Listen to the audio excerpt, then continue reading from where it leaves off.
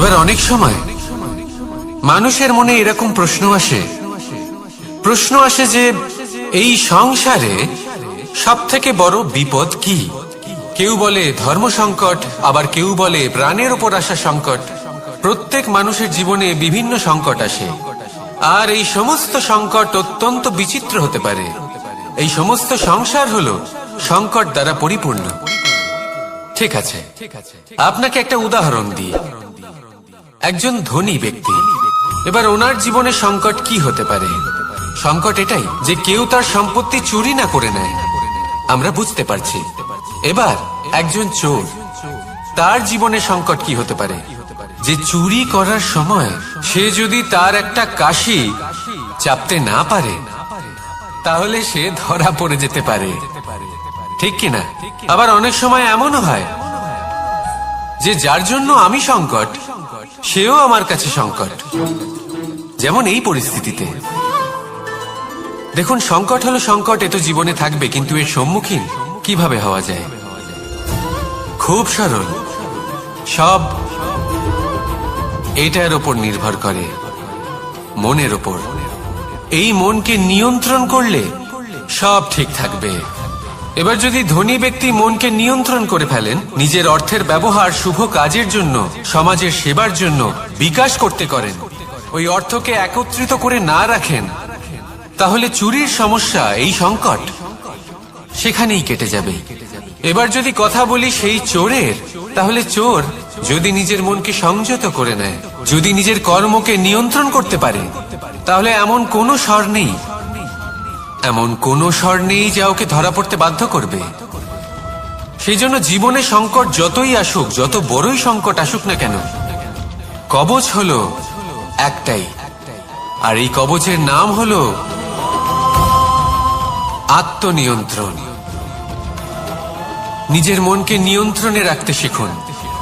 এটা নিজের জীবনে প্রয়োগ করে তো দেখুন। যদি আপনি করতে পারেন, তবে আপনি দেখবেন যে সংকট তো জীবনে আসা যাওয়া করে, কিন্তু সেই সংকটগুলির সম্মুখীন আপনি এইভাবে করতে পারবেন। তাহলে সেটাই করুন, আর আমার সাথে ভালোবেসে বলুন, রাধা রাধা।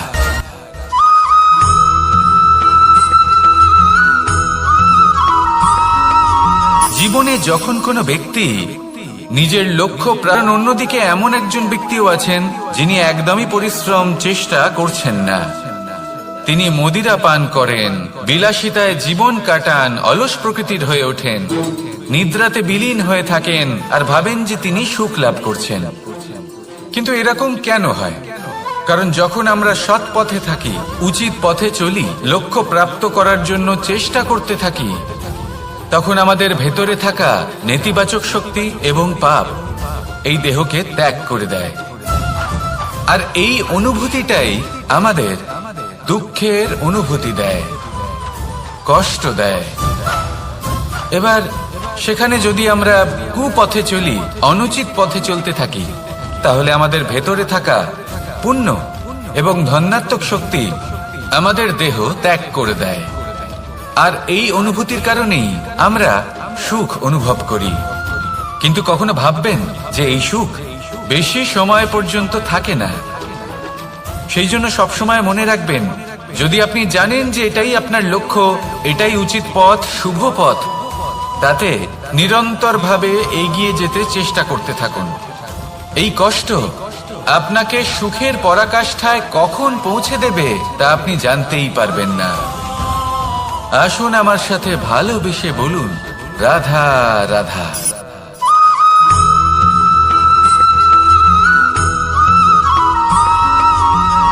মানুষের মানসিকতা এমন হয় যে সে যতটা করে, আশা করে যে তার থেকে অনেক বেশি তার বদলে সে পাবে। দেখুন, সবকিছুই আপনার ভাবনা চিন্তার উপর নির্ভর করছে। আপনি যদি ফলের বিষয়ে ভেবে কর্ম করতে থাকেন, তাহলে সেটা অনুচিত। জীবনের আসল আনন্দ হলো নিজের কর্ম করতে থাকা, ফলের চিন্তা করা উচিত নয়।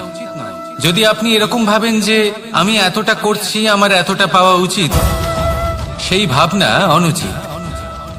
যদি আপনি সেবার মানসিকতা নিয়ে কর্ম করতে থাকেন, কর্মচক্রে প্রবাহিত হন, যদি আপনি এমন ভাবনা রাখেন যে আমি এতটা পাচ্ছি, তাই এর থেকে অনেক বেশি আমি কর্ম করব, তাহলে নিশ্চিত রূপে আপনি যতটা করছেন তার থেকে অনেক বেশি আপনি পাবেন। আপনার আশার থেকে অনেক বেশি আপনি পাবেন। শুধু জীবনে অনেক বেশি কাজ করতে থাকুন, ফলের চিন্তা করবেন না। আর মনে রাখবেন, এই ভাবনাই সব থেকে বড় বীজ।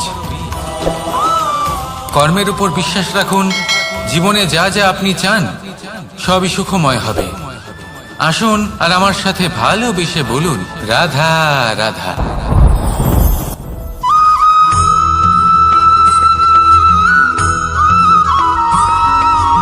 আমাদের শরীর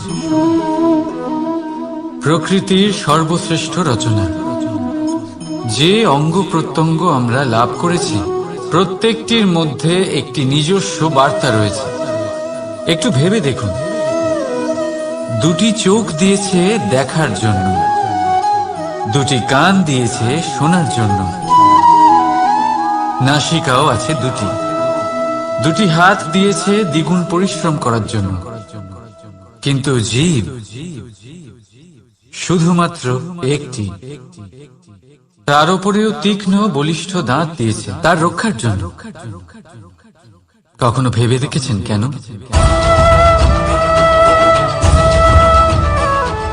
কারণ শব্দ আর শব্দের প্রয়োগ মানুষের সবচেয়ে বড় অস্ত্র, যার প্রয়োগ যত ভেবেচিন্তে করা যায়, মানুষ তার জীবনে ততটাই উপরে উঠতে পারে।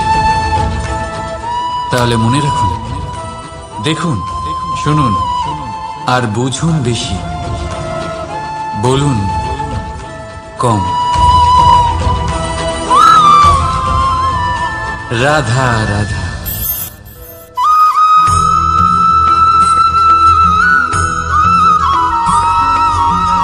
এই সংসারে কোনো বস্তু হোক বা ব্যক্তি হোক, তার একার গুরুত্ব কিন্তু খুব বেশি নয়।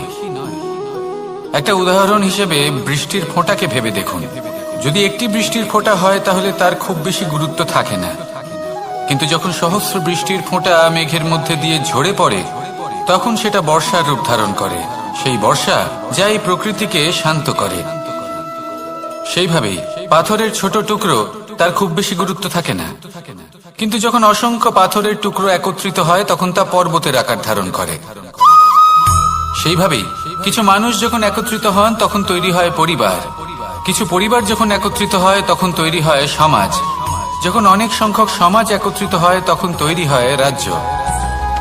এবার এই রাজ্যের সব থেকে গুরুত্বপূর্ণ ব্যক্তি হতে পারেন রাজা, কিন্তু তাও সেই রাজা একা কিছু করতে পারেন না। যুদ্ধ লড়ার সময় তারও নিজের সৈন্যদলকে প্রয়োজন পড়ে। কিন্তু এই সংসারে এমন একজন ব্যক্তি আছেন যিনি একাই সব কাজ করতে থাকেন, এবং সেই ব্যক্তি হলেন মা। আমাদের জীবনে একজন পিতার ভূমিকা কিন্তু নিঃসন্দেহে অমূল্য, কিন্তু আমাদের সকলের জীবনে যে ভূমিকা একজন মায়ের তা অন্য কারোর থাকে না। একজন মা একাই সন্তানকে বড় করতে পারেন, সংস্কারী করে তুলতে পারেন, তার জন্য পরিশ্রম করেন। আর এত কিছু কাজ করার পরেও তার কাজের জন্য তিনি প্রশংসা অবশ্য পান না।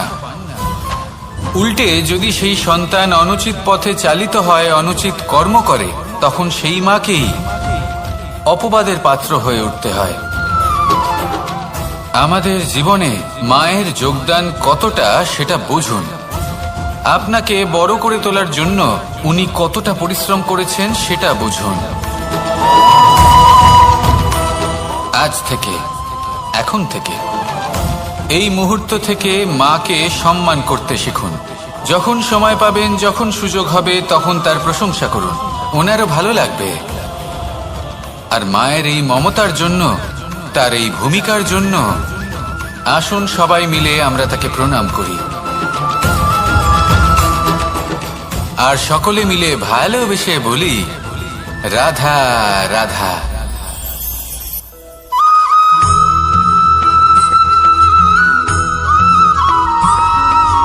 ফিরে আসছিলেন এবং তাদের ফেরার পথে হঠাৎ করে কোথাও থেকে একটি বাছুর চলে এলো। এই দুই বোন ভয়ভীত হয়ে গেলেন আর তাদের হাত থেকে সেই আটা পড়ে গেল, মাটিতে মিশে গেল। এবার এই পুরো ঘটনাক্রমে যদি কারোর বিন্দুমাত্র লাভ হয়ে থাকে, বিন্দুমাত্র আনন্দ পেয়ে থাকে, তাহলে সে কে? সেই ছোট বোন, যিনি মাঝে মাঝেই গমের দানা তুলছিলেন এবং খাচ্ছিলেন। কিছুটা হলেও উনি আনন্দ লাভ করেছিলেন। এবার এরকমই হলো আমাদের জীবনে ভক্তি এবং ভালোবাসা সংক্রান্ত বিষয়। মানুষ নিজের জীবনের দৈনিক কাজে এতটাই ব্যস্ত হয়ে পড়েন, প্রত্যেকদিন শুধু কাজ কাজ কাজ কাজ করতে থাকেন, আর তাতে ভক্তি এবং ভালোবাসার জন্য সময় বার করতেই পারেন না। দেখুন, জীবনে ভক্তি আর প্রেমের এই যে ছোট ছোট মুহূর্ত আছে, এগুলো যদি আপনি যাপন করতে পারেন তাহলে তাতেই আপনি তৃপ্তি লাভ করবেন।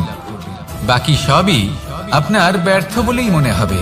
জীবনে যখনই আপনি কোনো কাজ করবেন, ঈশ্বরের প্রতি সমর্পিত হয়ে সেই কাজ করুন। আর যখনই সময় পাবেন, তাহলে সেই সময় নিজের আপনজনদের দিন। যাদের আপনি ভালোবাসেন তাদের প্রতি যত্নবান হন, তাদের শুভাকাঙ্ক্ষী হন। এই প্রেম আর ভক্তির ছোট ছোট মুহূর্তগুলো আপনার জীবনকে চরিতার্থ করে তুলবে। আসুন আমার সাথে ভালোবেসে বলুন, রাধা রাধা।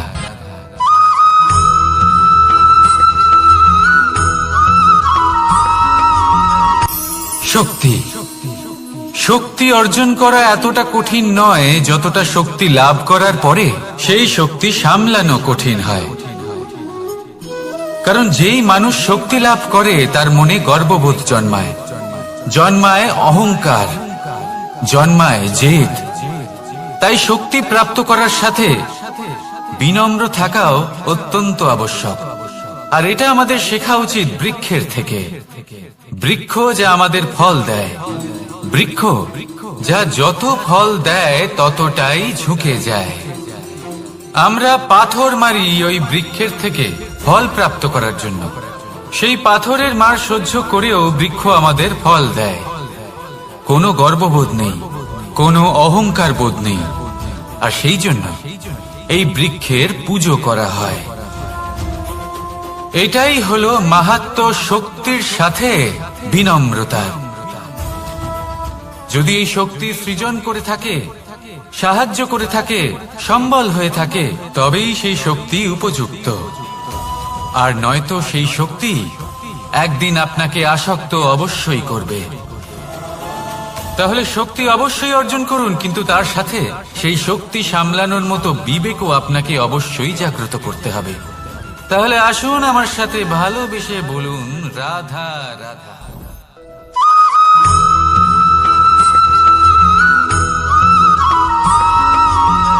যখন আমরা কোনো বনে প্রবেশ করি, তখন এই সবুজ ঘাস দেখে, এই কোমল ঘাস দেখে আমাদের মন প্রফুল্ল হয়ে ওঠে। ভিন্ন ভিন্ন প্রজাতির ফুল, ভিন্ন ভিন্ন রঙের ফুল দেখে এই মন আনন্দে ভরে ওঠে। এখানে শিশুরা আনন্দ লাভ করে, বড়রা ভোজন গ্রহণ করেন, কথাবার্তা বলেন, হাঁটাহাঁটি করে বেড়ান। এবার ভেবে দেখুন, যখন এই উপবনের নির্মাণ হয়েছিল সেই সময় যদি এই মাটিকে সঠিকভাবে খনন না করা হতো, যদি তাতে সঠিকভাবে বীজ রোপণ না করা হতো, যদি কোনো সংঘর্ষ না হতো, পরিশ্রম না করা হতো, যদি চলতে চলতে পায়ে কাঁটা না বিঁধে যেত, তাহলে এই সুন্দর বন দেখে আমরা কি এই আনন্দ লাভ করতে পারতাম? কখনোই নয়। ধরুন কোনো নদীর তটে সুন্দর একটি বন আছে, সেই বনের আনন্দ লাভ করতে গেলে আপনাকে সেই নদী পার করতেই হবে। যদি সুখের নদীর কাছে পৌঁছতে চান, তাহলে তটে যে কাঁটা রয়েছে সেগুলোর সাথে সংঘর্ষ করতেই হবে। এই সংসারে যদি আপনি সুখ লাভ করতে চান, তাহলে সুখ লাভের এই যাত্রা শুরু করতে হবে সংঘর্ষ দ্বারা। তাহলে সংঘর্ষকে স্বাগত জানান, এর পেছনেই সুখ রয়েছে যা আপনার জন্য অপেক্ষা করছে। এবার হাসুন আর আমার সাথে ভালোবেসে বলুন, রাধা।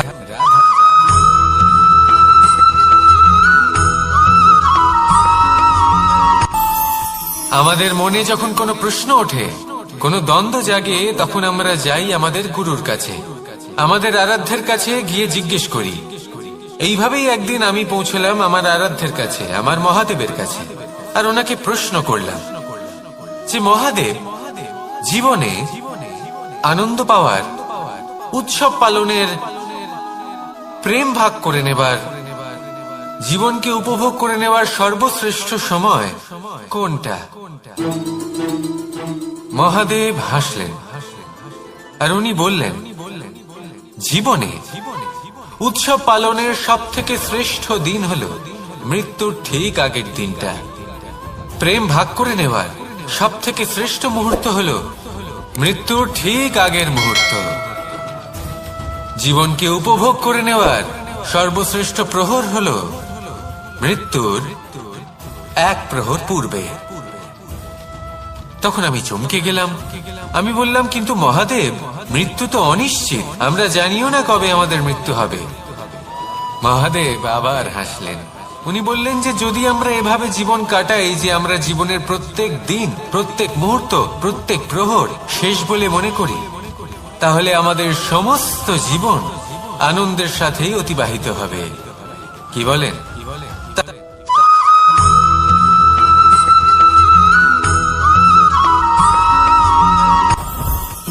জীবনে কিছু শেখা অত্যন্ত গুরুত্বপূর্ণ।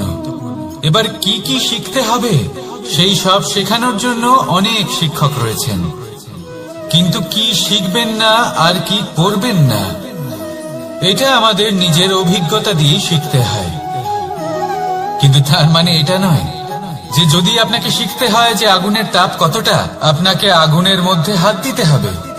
না, অন্য কারোর অভিজ্ঞতা দ্বারাও শিখতে পারেন। প্রশ্ন শুধুমাত্র একটাই যে আপনি কি শিখতে চান নাকি চান না। যদি আপনি এটাই ভাবেন যে আমি শুধুই নিজের অভিজ্ঞতা দ্বারাই শিখতে চাই, তাহলে জীবনকাল ছোট মনে হবে, অনেক কিছুই শিখতে পারবেন না। তাই নিজের সাথে সাথে বড়দের অভিজ্ঞতার দ্বারাও শেখা শুরু করে দিন। এই সংসারের অভিজ্ঞতা দ্বারা শিখতে শুরু করে দিন। আর এটা নিশ্চিত রূপে শেখা আবশ্যক যে কখন কি করবেন না, কোথায় থামতে হবে আর কোথায় থামবেন না। তাহলে আসুন আর আমার সাথে ভালোবেসে বলুন, রাধা রাধা।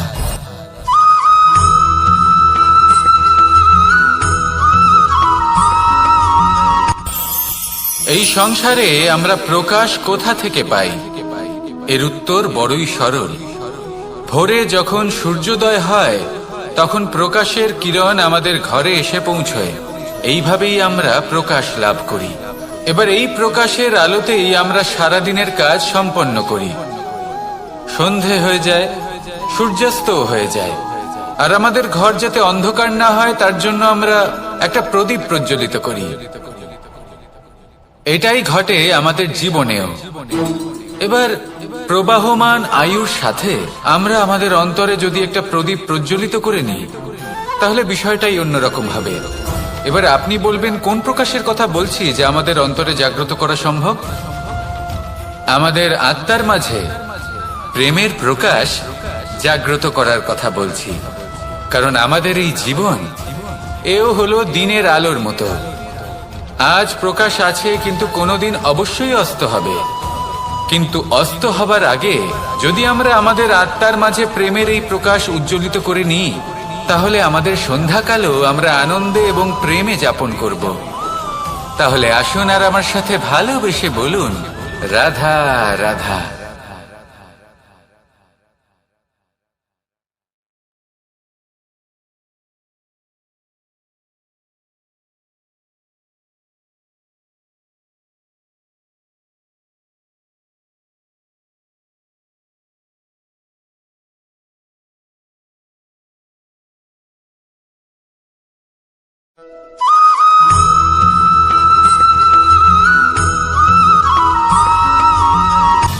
সময়, জীবন, কাল।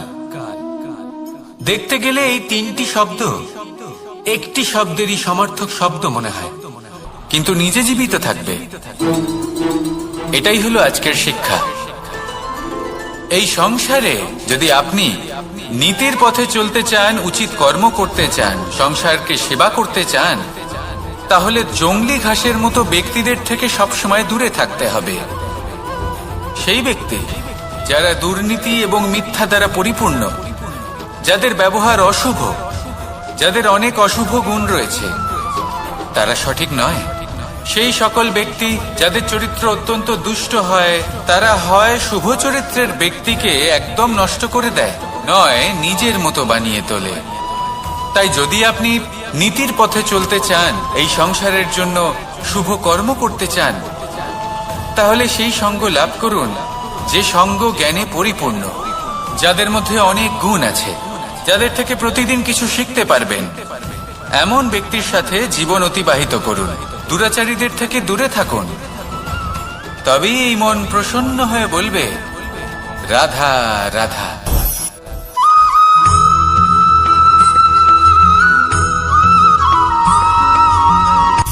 সূচের শেষে একটি ছিদ্র থাকে, যার দ্বারা আমরা এই সুতো পরাতে পারি, আর তারপর সূচের সাহায্যে এই সুতো দিয়ে বস্ত্র সেলাই করা যায়।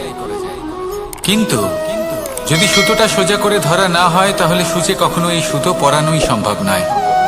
যদি এতে কোনো গিঁট পড়ে, তখন তা কখনোই এই ছিদ্র দ্বারা প্রবেশ করা সম্ভব নয়। ঠিক এইভাবেই যদি আপনি কারোর জীবনে প্রবেশ করতে চান, কারোর অন্তরে প্রবেশ করতে চান, তাহলে আপনাকেও সহজ থাকতে হবে।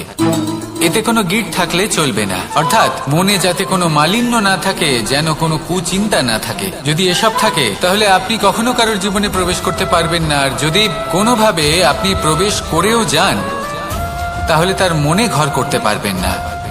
নিজেকে এই সুতোর মতন করে তুলুন, সহজ। মনে যেন কোনো কুচিন্তা না থাকে, সবার প্রতি যেন সদ্ভাবনা থাকে, শুভ চিন্তা থাকে। এমনটা করতে থাকুন। এমন একটা দিন আসবে যেদিন এই সমস্ত সংসারের ব্যক্তির মনে আপনি বাস করবেন, আর তখন এই মন প্রসন্ন হয়ে বলবে, রাধা রাধা।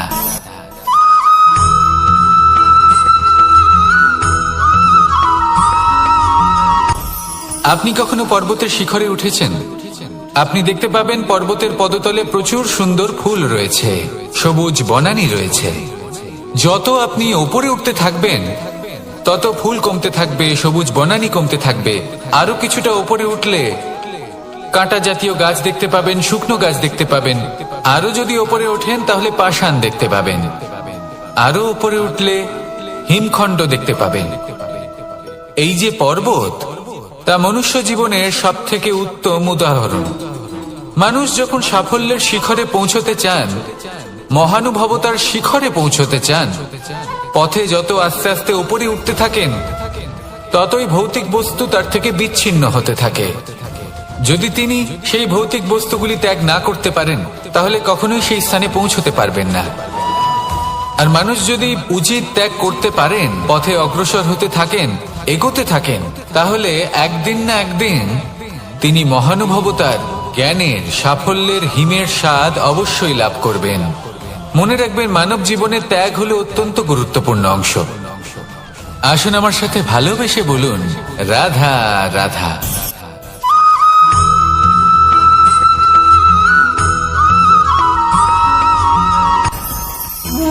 ভোজন। এবার ভোজন সংগ্রহ করার জন্য মানুষ কি না করেন, সব সময় চেষ্টা করতে থাকেন। ফসল উৎপাদনের জন্য অনেক পরিশ্রম করতে থাকেন, কিন্তু অনেক সময় অনেক পরিশ্রম করার পরেও ফসল ভালো উৎপাদন হয় না। এর কারণ কি? কারণ হলো এটাই যে আপনি পরিশ্রম হয়তো অনেক করেছেন, কিন্তু আপনার নজর তো সেই বীজের দিকে ছিলই না যা আপনি রোপণ করেছেন। সেই জন্য সব সময় কোনো বীজ রোপণ করার আগে তাকে পরখ করে দেখুন, তা অত্যন্ত আবশ্যক। আর সেইভাবেই যখনই কোনো কর্মের প্রশ্ন আসে, তাহলে সেখানে শুধুমাত্র পরিশ্রম যথেষ্ট নয়। সেই কাজের প্রতি আপনার কর্তব্য কি, আপনার উদ্দেশ্য কি, সেটা জানা হলো অত্যন্ত গুরুত্বপূর্ণ। তাই কর্ম করুন, কিন্তু সেই কর্মের প্রতি আপনার যা উদ্দেশ্য, তার মাহাত্ম্য বুঝতে চেষ্টা করুন। তাহলে আসুন আমার সাথে ভালোবেসে বলুন, রাধা রাধা।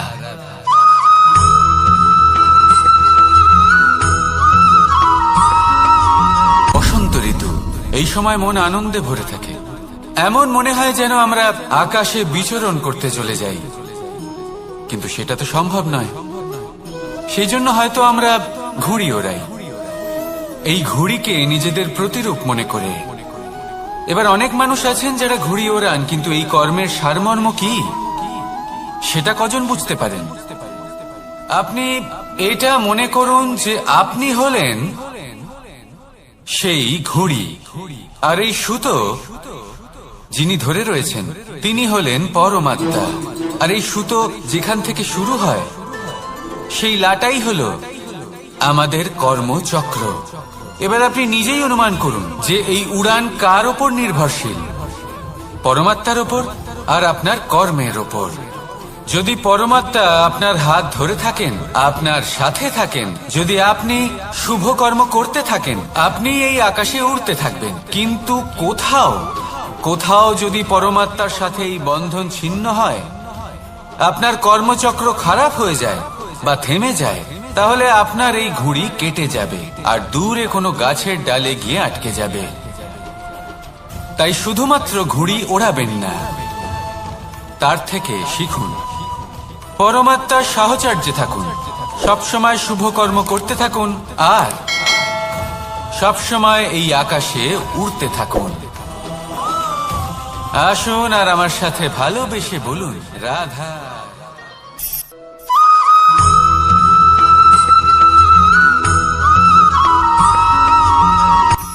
এই সংসারে সাফল্য লাভ করার জন্য জ্ঞানের প্রয়োজন হয়, পরিশ্রমের প্রয়োজন হয়, দৃঢ় নিষ্ঠার প্রয়োজন হয়, নিরন্তর চেষ্টা করা প্রয়োজনীয়।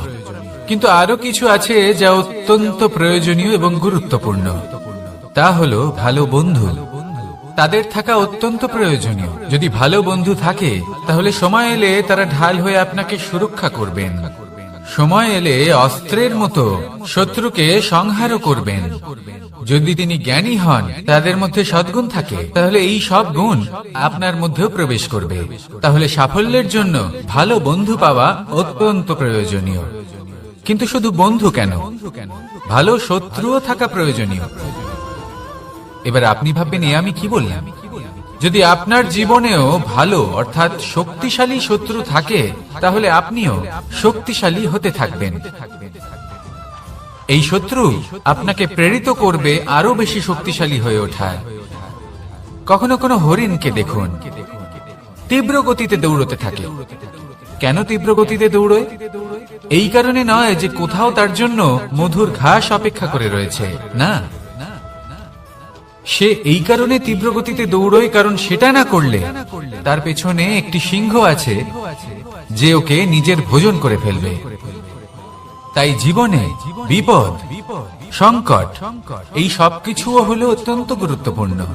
তার সম্মুখীন হতে শিখুন আর আমার সাথে ভালোবেসে বলুন, রাধা রাধা।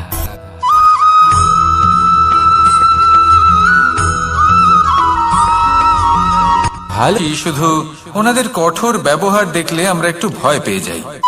এবার ওনাদের এই কঠোর ব্যবহার আমাদের ভালো না লাগলেও অত্যন্ত আবশ্যক, কারণ মাতার থেকে আমরা যে শক্তি লাভ করি তা যেন নিয়ন্ত্রণ হারিয়ে বিধ্বংসী না হয়ে ওঠে। আমরা যেন কোনো কুপথে না চলে যাই, আমরা কখনো যেন দোষ না করে ফেলি। শুধু সেই জন্য পিতা এবং গুরু একটু কঠোর হয়ে ওঠেন, এবং ওনাদের এই কঠোর আচরণ ভবিষ্যতে গিয়ে আমরা অবশ্যই বুঝতে পারি। জীবনে কিছু বছর আমরা এগিয়ে যাই আর তারপর আমরা বুঝতে পারি যে বাবা এবং গুরু আমাদের যথেষ্ট ভালোবাসতেন, কিন্তু ওনাদের ভালোবাসার বহিঃপ্রকাশ আলাদা। প্রয়োজনীয় হলো এটা দেখার, এটা বোঝার যে শুরু থেকে আমাদের প্রতি ওনাদের আচরণ কেমন ছিল।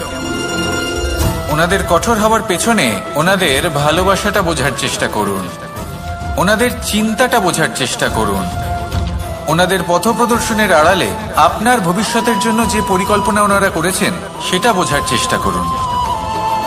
তখন আপনারা বুঝতে পারবেন ওনাদের ভালোবাসাকে। আপনার মনের মধ্যে আপনা থেকেই ওনাদের প্রতি সম্মান জেগে উঠবে। নিজের পিতা এবং নিজের গুরু এই দুজনের প্রতি কৃতজ্ঞতা প্রকাশ করুন আর আমার সাথে ভালোবেসে বলুন, রাধা রাধা।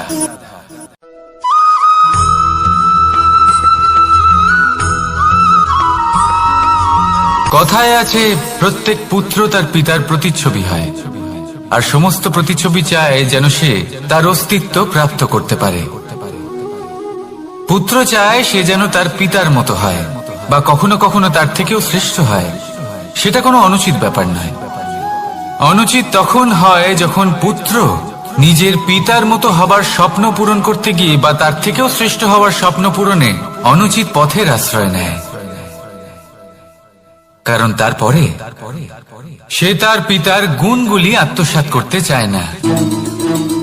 সে শুধুই এটা চায় যে সংসারের চোখে যেন আমি শ্রেষ্ঠ প্রমাণিত হই। এটা অনুচিত। সংসারে এমন অনেক মানুষ আছেন যারা এই কারণে শ্রেষ্ঠ হবার চেষ্টা করেন যাতে তার পরিবারের তার পিতার সম্মান বৃদ্ধি পায়। এমনও মানুষ থাকেন, আর এটাই হলো পার্থক্য উদ্দেশ্যের। মনে রাখবেন, যদি আপনার উদ্দেশ্য শুভ হয় তাহলে পথও শুভ হবে, যদি আপনার উদ্দেশ্য অশুভ হয় তাহলে পথও অশুভ হবে। তাহলে নিজের পিতার মতো হবার চেষ্টা অবশ্যই করুন, তার থেকেও শ্রেষ্ঠ হওয়ার চেষ্টা অবশ্যই করুন, কিন্তু মনে রাখবেন আপনার সংকল্প আর আপনার উদ্দেশ্য এই দুই শুভ হওয়া উচিত। তাহলে আসুন আর আমার সাথে ভালোবেসে বলুন, রাধা রাধা।